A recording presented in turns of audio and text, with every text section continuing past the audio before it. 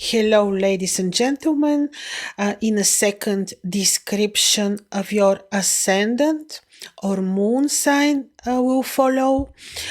In the meantime, I want to wish you all the best for the year 2024 and to tell you that you hear about the most important celestial configurations for the year 2024, both from sidereal and also modern astrology point of views, and also to tell you that these are just the description of the main celestial events.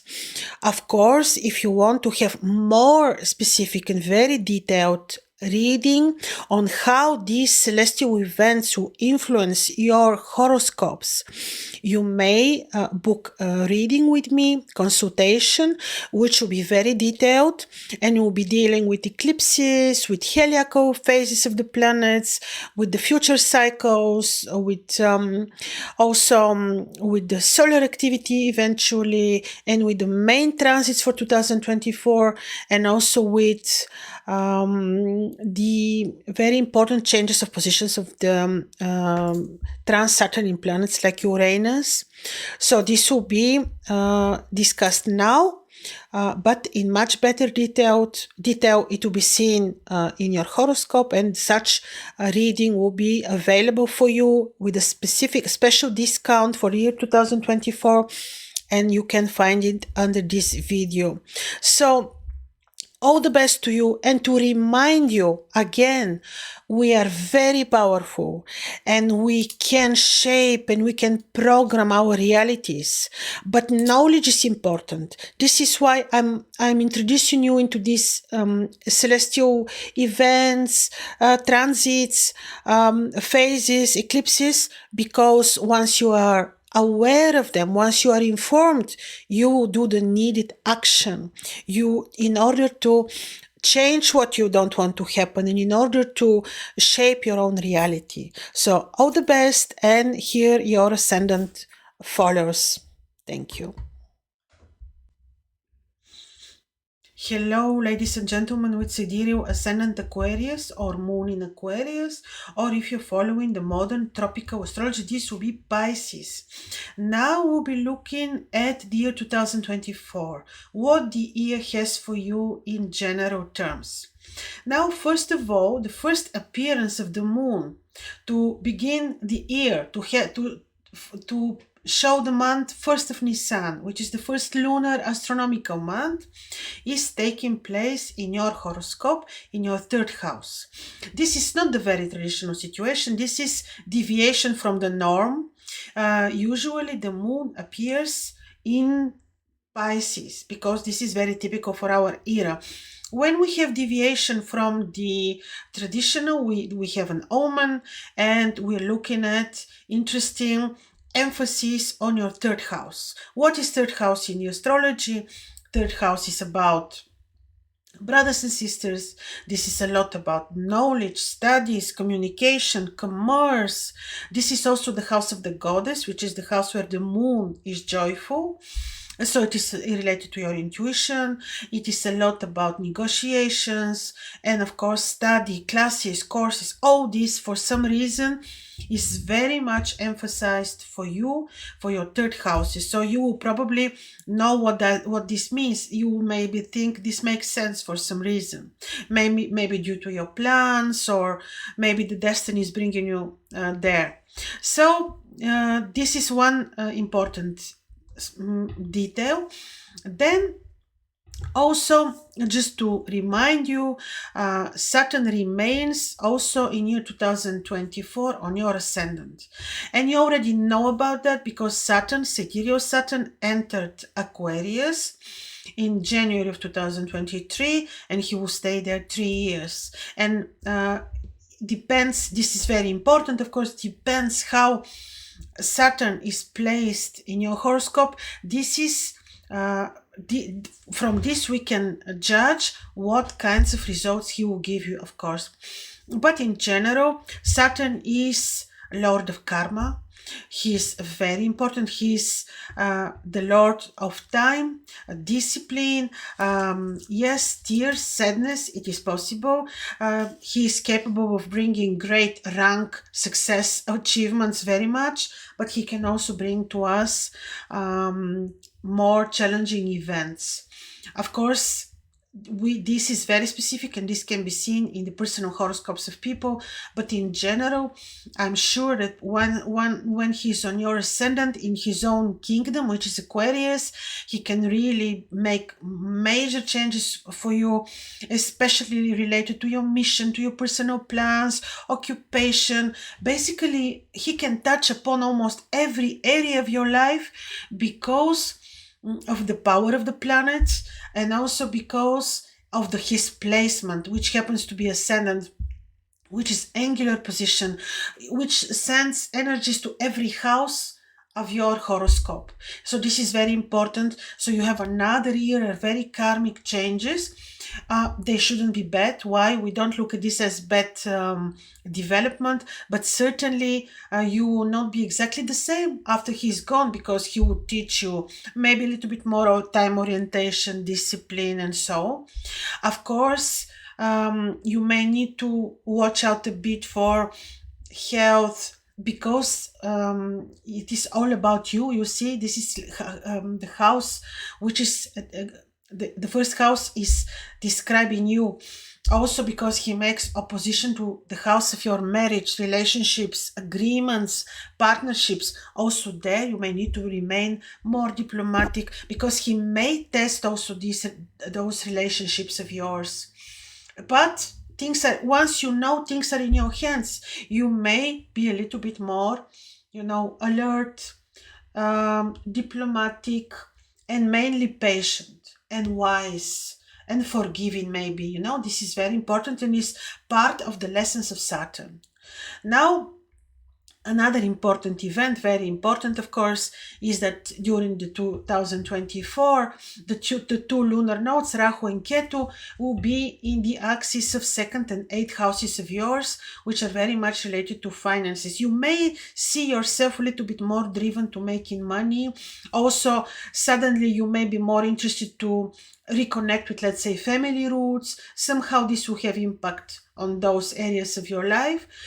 Could be that that this is a little bit limiting money that you may generate via partnership, or money that you may generate, that your partner may generate. A little bit impact there is also possible.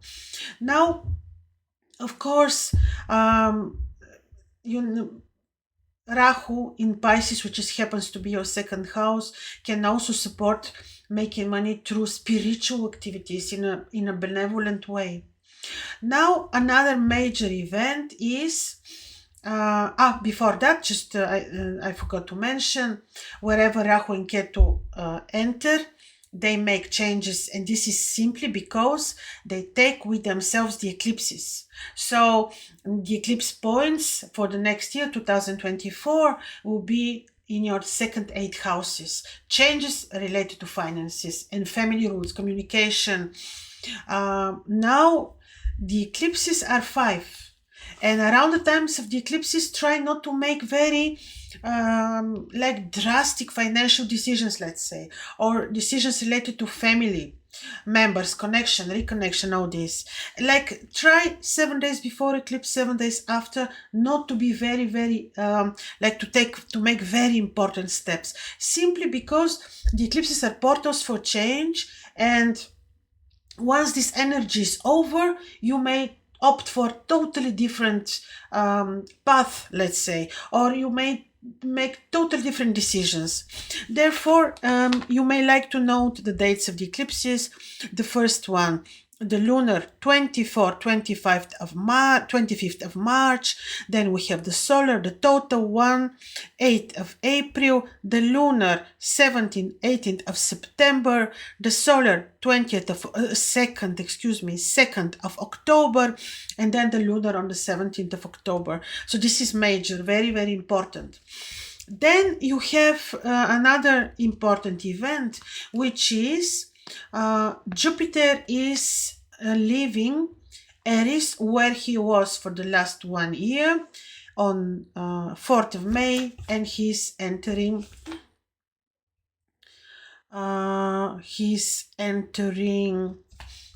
Taurus. He's entering Taurus, and this is very important. Because 1 year you felt Jupiter on your 3rd house to support your travel, communication, commerce maybe. So this is important. Now, on your 4th house, when Jupiter enters, he will somehow bless your home, mother. Also, later on 18th of June, Uranus is entering Taurus. And this is even more important because since April of 2017 until May of 2024, Uranus is in Aries, 7 years. He's very slow planet. His transits are slow. So Uranus will stay another 7 years in your 4th house. It means that he will bring changes related to your home, like property, mother, communication with mother, your home. Even he may send energies to your career because this is the same axis, 4th, 10th houses. So this is about Uranus. Now, 7 years Uranus on your 4th house. You will feel his presence almost immediately after he enters. And later on you get accustomed to his energies. So you will feel him almost immediately, like it's a sharp entrance, so to say.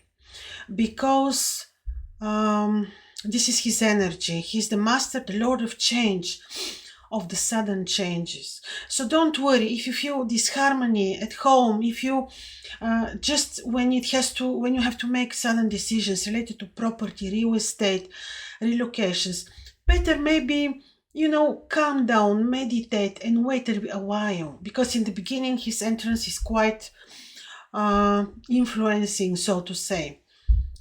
He may also have impact on relationships and career.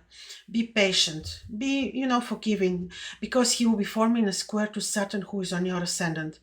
This shouldn't worry you so much because you know about this. And because the remedy for Uranus always is connection with the sky. You don't need suddenly to become astrologer, but you may try to connect with nature, with the sky. This is him, he rules it.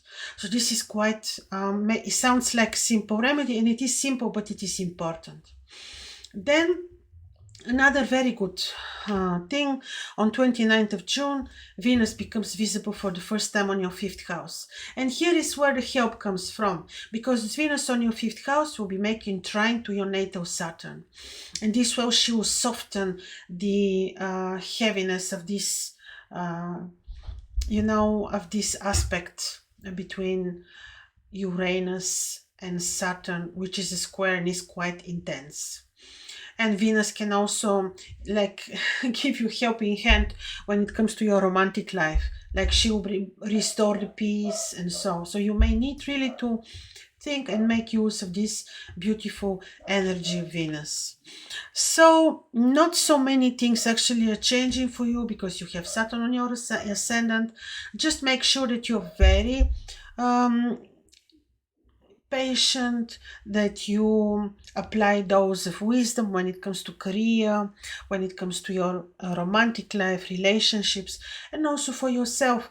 I'm sure that actually you can even benefit a lot from these aspects, especially Saturn on your ascendant can bring you the most amazing wisdom, and he can teach you amazing, always very useful discipline.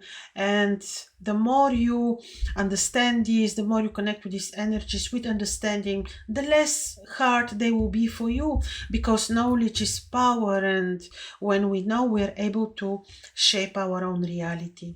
So all the best for the year of 2024, and your comments are very welcome. Bye bye.